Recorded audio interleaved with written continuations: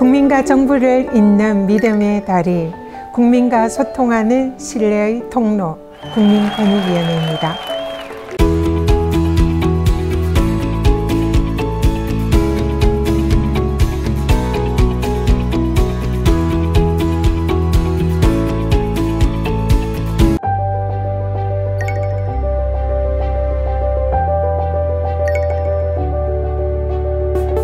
안녕하세요. 국민에게 힘이 되는 든든한 국민편, 어딘지 아시죠?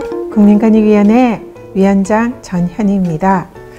국민권익위원회가 운영 중인 국민신문고에 접수되는 고충민원 가운데 많은 주민들이 제출하는 집단민원이 있습니다. 그 내용을 보면 교통안전과 통행로를 확보해달라는 내용이 매우 많은데요.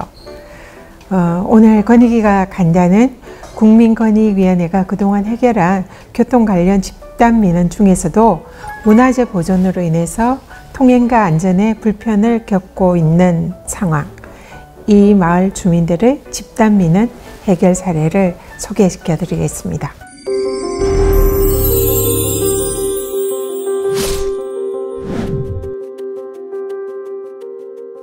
충북 영동의 노글리 쌍굴다리. 아마 방송이나 신문, 역사 교과서에서 한 번쯤 들어본 역사적인 공간입니다. 노글리 쌍굴다리는 6.25 전쟁 중이던 1950년 7월 미군 부대가 노글리 경부선 철도가 지나는 쌍굴다리에서 민간인을 폭격하고 기관총으로 학살한 가슴 아픈 사건이 벌어진 현장입니다. 현재 노글리 쌍굴다리는 전쟁의 아픔을 간직한 근대 문화유산으로 등록되어 있는데요.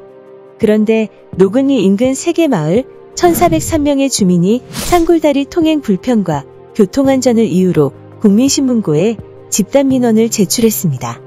쌍굴다리는 우리 동네 유일한 출입구여유.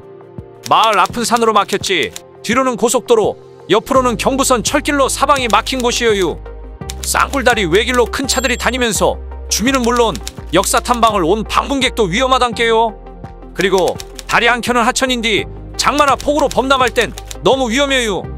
쌍굴다리를 확장하거나 새로운 길을 만들어줬으면 좋겠는디 군청에 민원을 넣었지만 언제나 해결될지 모르겠네요. 이렇게 민원을 접수한 국민권익위원회는 현장에 다수의 전문 조사관을 파견해 마을 주민과 현장 상황을 확인했습니다. 그러나 예상대로 쌍굴다리 확장, 우회도로 개설, 사업비 마련 등 어느 것 하나 쉽지 않은 상황이었습니다. 민원 해결은 그야말로 진퇴양난이었습니다. 쌍굴다리가 문화재이기 때문에 구조물 개선으로 도로를 확장하기도 불가능했고요. 인근 통로박스를 확장해 우회도로를 설치하려면 140억 원의 막대한 예산이 필요한데 재정이 열악한 영동군이 부담하기엔 쉽지 않은 상황이었습니다. 국민 여러분, 7.8기라는 말씀은 잘 아시죠? 바로 국민권익위원회가 그러한 7.8기의 정신으로 노글리 주민의 고충을 해결하기 위해서 8차례 이상이나 민원 현장과 또 관련 부처, 관계기관들을 만나서 협의를 하고 그 결과 새로운 대안을 제시를 했습니다.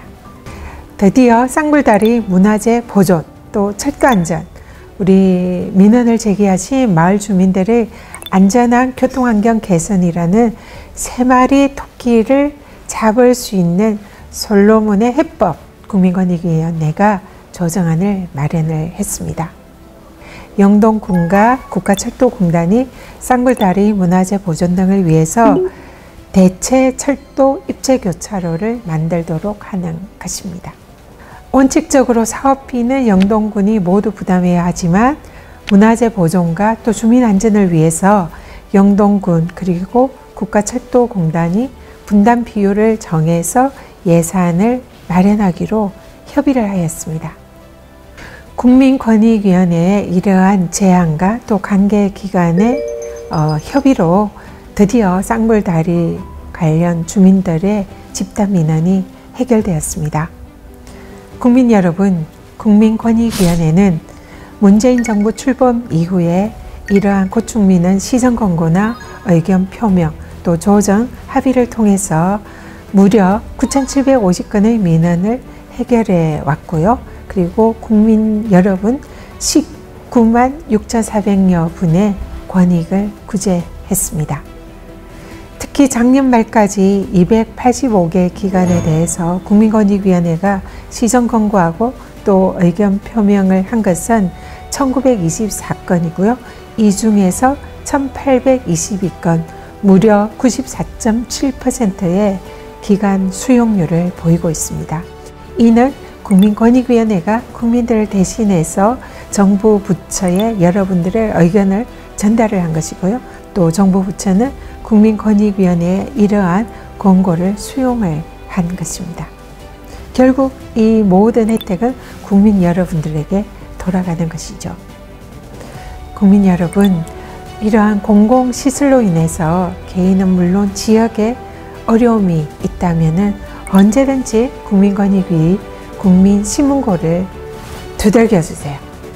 국민권익위원회는 반드시 국민 여러분들의 이러한 어려움을 해결하겠다는 7전8기의 정신으로 최선을 다해서 될 때까지 여러분들을 대변해서 돕겠습니다. 국민들께서 부르시면 언제든지 달려가겠습니다. 준비되어 있습니다.